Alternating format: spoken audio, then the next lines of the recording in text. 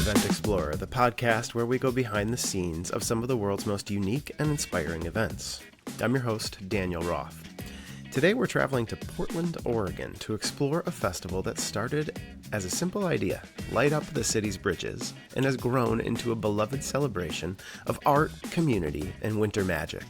The Portland Winter Light Festival has become a beacon of joy for Portland residents during the coldest months of the year, transforming familiar urban spaces into glowing, interactive works of art. But light festivals aren't unique to Portland. All over the world, artists and organizers are using light to illuminate cities and landmarks in breathtaking ways. From the lanterns of Taiwan's Pinji Festival to stunning projections of Berlin's Festival of Lights, these events blend tradition, innovation, and artistry to create something that's truly unforgettable. Some festivals, like India's Dev Diwali, are rooted in religious practices, while others, like Vivid Sydney, are celebrations of art and cutting-edge technology. Today, we'll hear from Alisha Sullivan, the executive director of the Portland Winter Light Festival, about how this event came to life, the role of public art in transforming cities, and what it means to see your community lit up in new and surprising ways. Don't forget, follow us on Instagram or LinkedIn at Event Explorer Podcast, and make sure to subscribe wherever you're listening now to make sure you don't miss out on a single episode.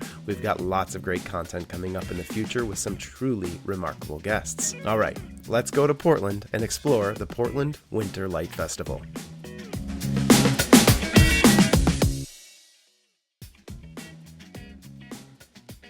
Okay, well, leading a festival that draws nearly 200,000 people and transforms Portland's darkest winter nights into a celebration of light takes creativity, passion, and expertise. Alisha Sullivan brings all that and more to her role as executive director of the Portland Winter Light Festival. With a deep background in public art and nonprofit leadership, she has been instrumental in shaping this beloved event. Alisha, welcome to Event Explorer. Thank you so much for having me.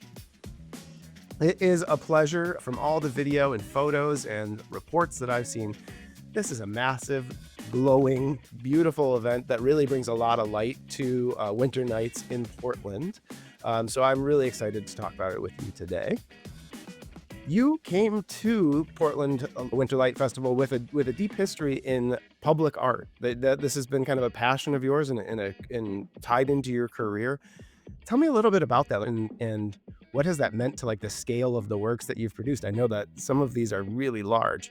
Yeah, I have a sort of a meandering path. I actually started, I've been in the arts my entire life. I went to an arts magnet elementary school and studied it through high school, college, have a master's degree in art.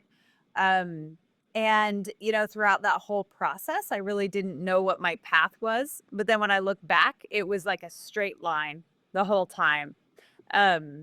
So yeah, that's kind of how I've approached the festival, with a passion for art and public art. And I believe that in particular, public art helps people engage with artworks on a lot of different levels and allows people to meet the art where they are. So if you're a kid and you think it's playful and you want to, mess around, if you're an adult, you just want to say, "Ooh, I love that," or "I hate it." Or if you want to dive a little deeper and understand the meaning behind it, there's like an avenue for that. So that's something I feel really strongly about, that we need to have cities full of art. And it's not, behind doors. It's not something that's hidden away when it's when it's public art, and it's something that's really wonderful that our cities fortunately are populated with public art, that local governments and even businesses do feel the need to enhance our lives as we move through our cities with that. And festivals, I think, can serve a similar need, like you're saying, that festivals are a public artwork, and particularly festivals like the Portland Winter Light Festival, where it brings art into the city and it creates kind of an occasion for it. Um, the public works side of things is where the Winter Light Festival got its start, right? That the Willamette Light Brigade, who you work with and produce the festival, was I reading correctly that this was they had a task of lighting the bridges in Portland, and it just bled into this giant public art festival now? Yeah, kind of. So, the Willamette Light Brigade is a nonprofit that was established in the mid 80s with a goal and mission to light the bridges of Portland as a placemaking gesture and as a way to enhance civic pride. So, and Okay. that meant in the 80s, it did mean some colorful lights. It also meant lights at all on the bridges at times. So, thinking about those iconic landmarks, like just being dark at night, and in Portland, Mhm. we have a lot of bridges. I think we have 9 bridges. Could be wrong, but I'm pretty sure we have 9. And so they're really, really important. They knit the city together in this crucial way. So um, the Light Brigade had lit one of the bridges in color lights, and various organizations can put their lights on the bridge and celebrate causes and events that mean something to Portlanders and locals. Um, so then there was this moment, kind of this zeitgeist moment 10 years ago, when a number of people kind of came together and founded the Portland Winter Light Festival. And that started under the umbrella of the Willamette Light Brigade because, there was already light and activation, placemaking, and an interest in tech-based art that had to do with lighting. So, and I'm not the founder of the Light Sure. Festival. I came on 3 years after the event had started and was kind of this experimental, artist-led experience. So, unlike a lot of light festivals in the country and abroad, we are actually artist led and very grassroots from how we started. Oftentimes, they're started strategically by cities who are looking to enhance a certain district culturally and economically. I see. So from lighting the bridges and adding the color to then taking this light artwork out into the streets, what were those early years like? Were you able to attend those early years before you came on board? I attended, yes, I did. I attended as a guest, and it was very experimental. Obviously a lot smaller than it is now, 10 years in. But it was really just a group of people who volunteered and put art together. One of our founders, Chris Herring, has like an event production background, so in those worlds, as I'm sure a lot of your listeners know, it's a whole lot of people who are doers and get things done and make things happen and have lights and have art sometimes. So, really, a gathering of people just volunteering to see if it worked. So, the location has expanded now, since those early days to now really encompass the whole city. And as I mentioned in the intro, I mean, close to 200,000 people are attending. I'm sure people are coming in from all over the region to see this now because it is quite the spectacle and it takes place, over a couple days or weeks, right? So, tell me about the scale of the festival now that it has grown. What areas of the city are you touching, and what's the schedule like? Yeah, absolutely. So when I started in 2018, it was just along the waterfront in Southeast Portland. It's an industrial area. There's the Oregon Science and Industry Museum, OMSI, which is a beloved institution here, and they hosted us. They have an own kind of strange shaped properties, like little parking lots along the river that were pretty cool. And so we would activate Nice. those with art in the early days. Um, and then right before the pandemic in 2020, we had our event in February, 3 weeks before the pandemic like came to the US. And we were like, hey, I heard about this thing on the news. We were dangerously crowded. As an event producer, my heart was pounding. Like there's waterfront areas there with no railings, like hundreds of thousands of people out. And we were like, wow, okay. The following year, the pandemic was happening, and we made a strategic shift to move more into our downtown core. We still have a presence on the east side of the river, but in Portland, the downtown main area is on the west side, like really close into the river. And it was a strategic decision that connected us more with the business community, with the city as a municipality, and other stakeholder groups who see the value in what we do. And also, it allowed us to give our guests kind of better amenities, more parking, more restaurants to eat at and check out, easier to wander around in and get in and out of. And it also highlights like our city itself. Portland's a beautiful city, has great architecture and lots of nooks and crannies to explore and small businesses. So it allowed us to engage with those communities a lot more fully, and then and expand the locations where we placed our artwork. And that even, as the pandemic, stretched on, into 2021, I imagine the outdoor aspect, the kinda you don't have to be packed in to appreciate, the beautiful artworks. Was that I imagine it was kind of a shining moment for, what had been a tough year, in every city, but in Portland in particular. Yeah, we're really unusual in the event world in that we didn't have a stop year. We didn't stop at all because we got lucky in 2020. And then in 2021, we just did a modified kind of Mm. distance program. We were already outside. The crowds are already dispersed. It's literally freezing cold, It's people wandered around on their own time and they looked at things. We had art that so artists, would say, "Hey, I'll put my piece in my front yard and people can walk by at their leisure when they want." And we did a lot of that. We continue to do that because it's such an engaging way to work with various like neighborhoods and districts and also bring art to where people live a little bit more. While at the same time compelling them to come downtown and explore. And you, as the public art proponent, are loving this, Oh, I'm sure. this is my passion. And also I love temporary art too, because I think that art, especially in the public realm, sort of reflects a moment.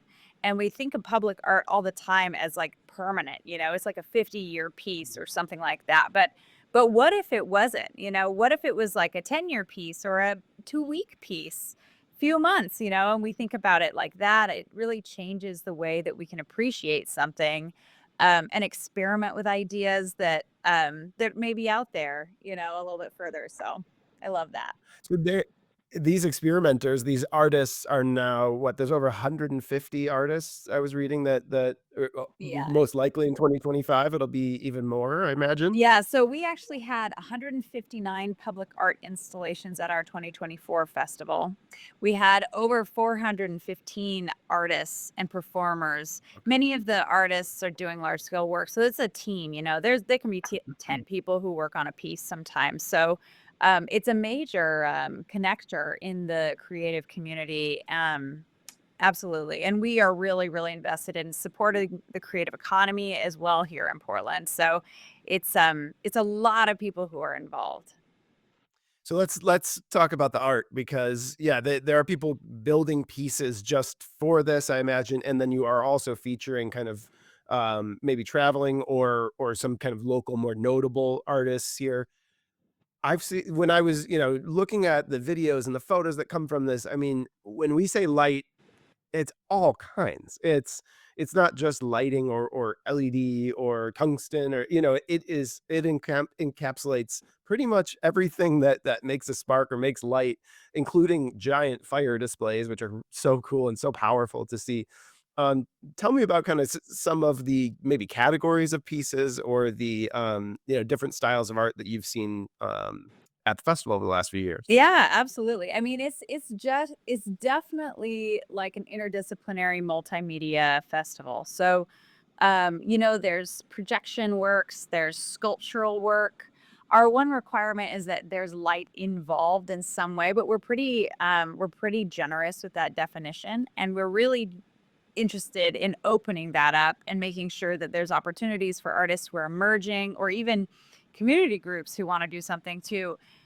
They get to display alongside artists who are really established and often internationally known. So it's like this community activity in that regard. But, we've got giant projection mapping, we have sculpture that's kinetic or interactive in some way. Lots of the work is interactive. We really try to encourage that. It's generally thematic. So every year we publish a theme, and people respond. It's often tech based. There's always like people use a lot of sensors. There's video sensors, sound, light, touch, all sorts of things like that.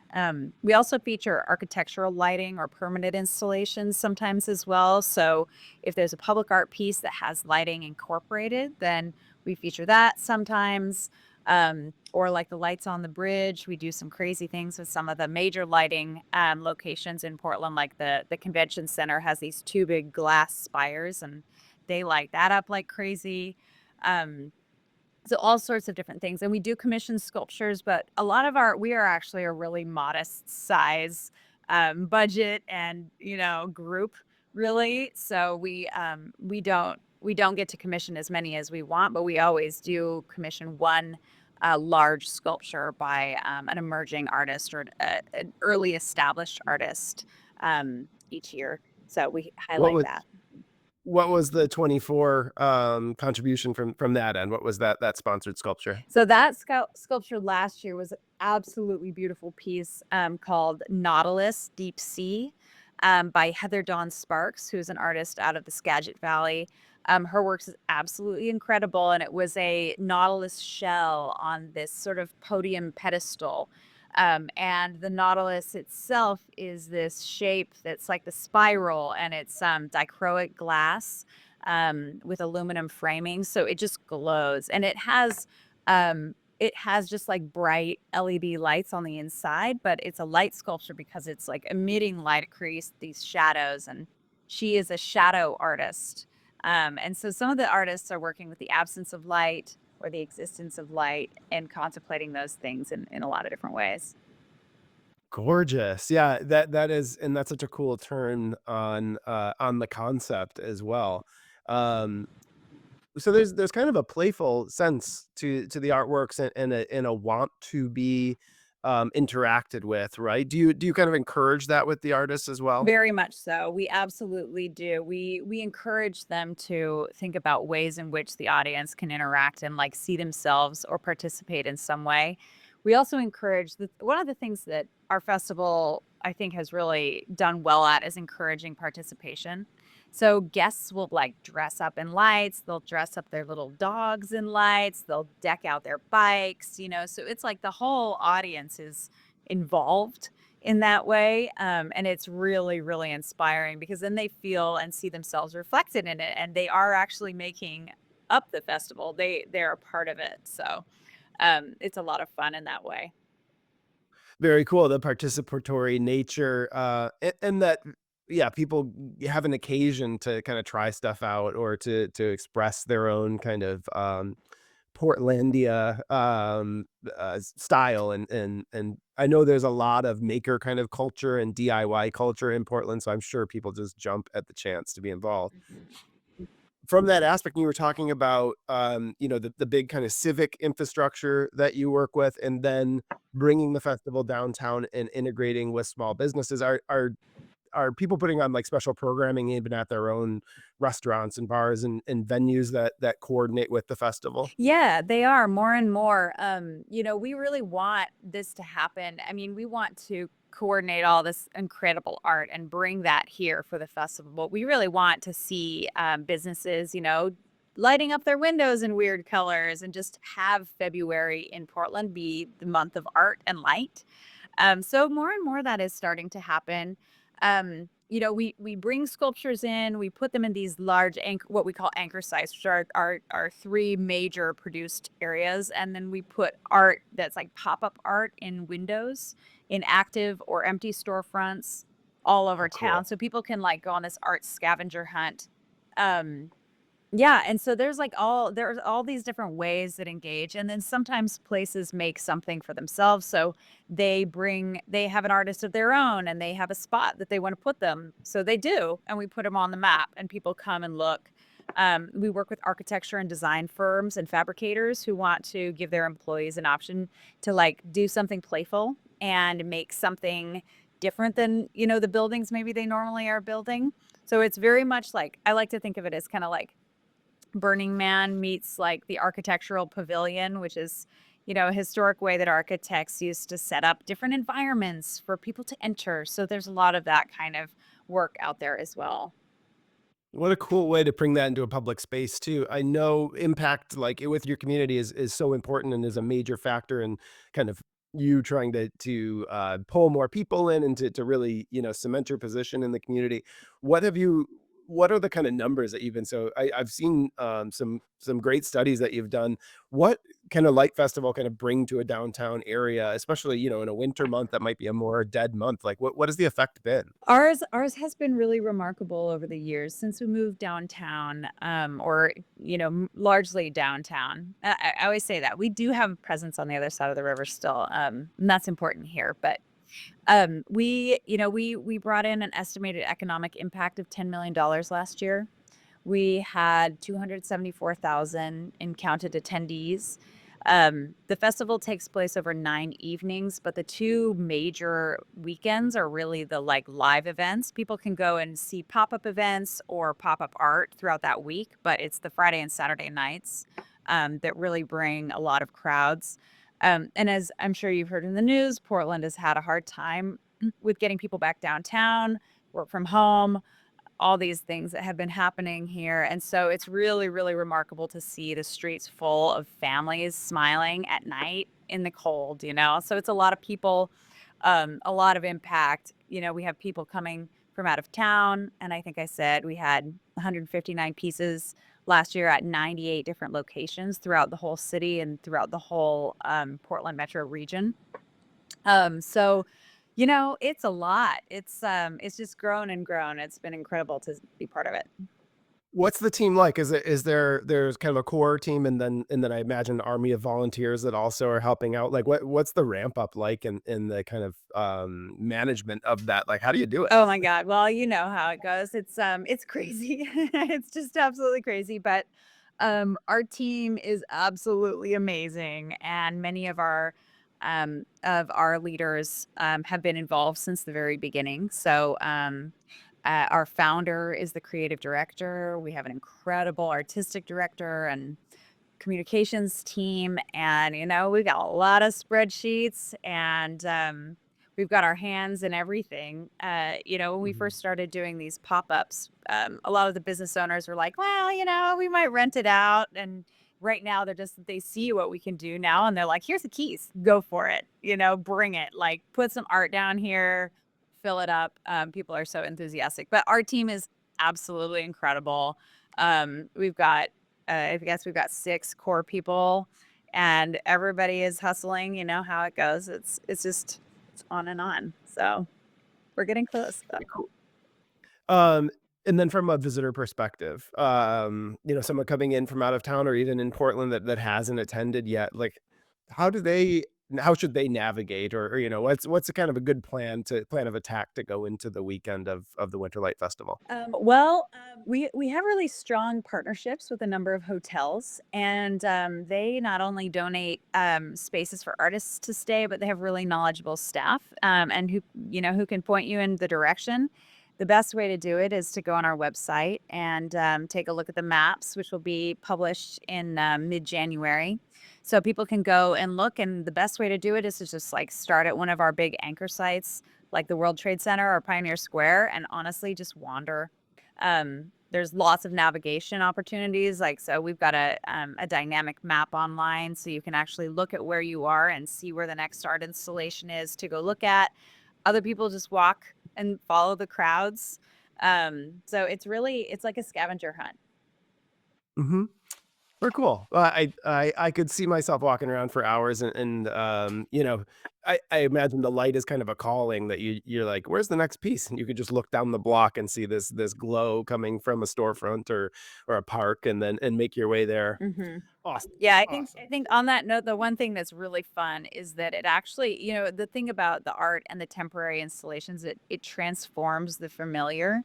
So what's really cool is when you're walking around with this eye, you're looking for art or you're looking for light, and then you're like, "Oh, that sign, is that part of this?" You start seeing these things that you see all the time in this different way, and you notice like, "Oh, that car wash has like a rainbow LEDs, like, or, whatever weird little thing." And it's really, really fun to kind of transform this landscape that everybody knows into something different.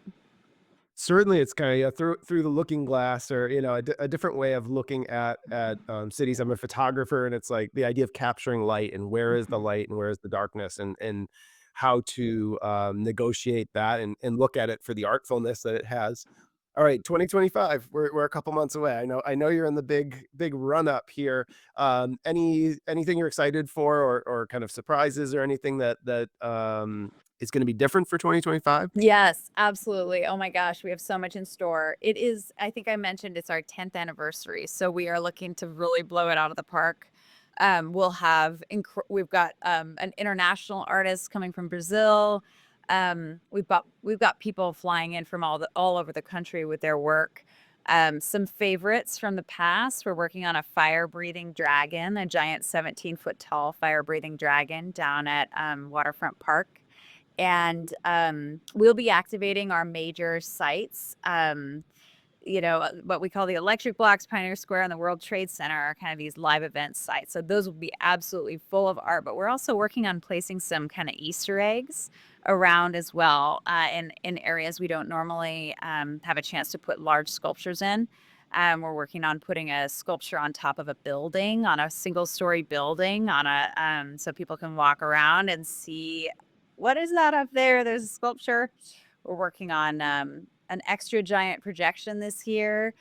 Still not entirely confirmed, but lots and lots of things in the works. More fire sculptures, as always, and performances. Over the last few years, we've been doing an opening performance, so we'll have a really dynamic, like, kind of opening ceremony that kicks everything off on the first night this year. Um, and so much more. I mean, so much. It's gonna be really fun. Amazing, amazing. Well, I have the opportunity to pick your brain for a second. So I'm just wondering, from the public art perspective and from now with all this experience with light as a medium, what can light do to enhance spaces? What's kind of your pitch as your executive director of a light festival? Like, why should a city be interested in light festival, or why should someone? I know you talked about seeing the city in a different way. Can you expand on that, or what has it kind of taught you about the dynamics of a city at night? It's kind of a place that people have a little bit of fear or apprehension or mystique about, and it's like, don't go downtown at night, that kind of thing. And you're flipping the script on that. What's it taught you over these Oh years? my goodness, that's such a great question. Oh, so much. So, what's really interesting is our group is embarking in the very early stages on a larger effort to do a comprehensive bridge lighting, and we want to light. Our goal is to light all of the bridges in Portland with dynamic color lights. And it's Mm. been really interesting to see that mission kind of come back around because the Light Festival has really proven the power of this nighttime placemaking and nighttime activations and like the power that art has and the appetite people have for art because it's really transformative, when you see something familiar, that's different in some kind of creative or unusual way. It's just very satisfying, and I think that, art really has a strong role to play in the future of our city, and yeah, exactly. The night is something that's often underutilized or not looked at, and, creating spaces that are geared around night or geared around experience, and also it gets dark really early here in the winter, so it's arguable if it is even night at 4, but, those kind of We're things almost there are in really Michigan too. interesting. Yeah, and it's pretty far north too, so it's like people really have an appetite for light and color and celebration in that way, and the festival has just proven that over and over again. It's been incredible to see, and we are really excited to lean into that as much as we possibly can. That's beautiful. Yeah, cool. I mean, yeah, it's so intriguing, and it almost marks, you being in February kind of like marks that spot of like, this is the dark, light is here. Yes, it's been dark through January. I'm tired. It's winter, but now look at how much fun I'm having. And don't I hope it never gets I hope the days are never long again so we can have Yeah. more light Yeah, it festivals often almost. feels like the end, it's kind of the last push. It gets really Mhm. brutal here, and that time of Yeah. year is very Yeah. gray and drab, and so, it's like a little push till the end, and you can kinda see the end in sight at that time of year. Well, you are cutting through, the mystique that Portland is, yeah, this dark, gloomy thing in winter, and you are providing a beacon of light, and you and your team, and incredible, and the artwork is gorgeous. So I'll share that all, on the feed and through the video, just to be sure people can get a sense of this, because it's at its 10th year. This is worth the trip. Like this is changing the face of this city. And where else can you go and see 160 temporal lit up gorgeous artworks while visiting the amazing food scene in Portland as well? I'm sure like that the integration of that is huge too. So excellent work. Looking forward to seeing what happens in 2025. Keep up the awesome efforts, and I hope you can be a catalyst for even more light festivals around the country. I think your team is doing something amazing that should spread, right? I do too. Thank you. Yeah, take care. Thanks for joining. Thank you for having me.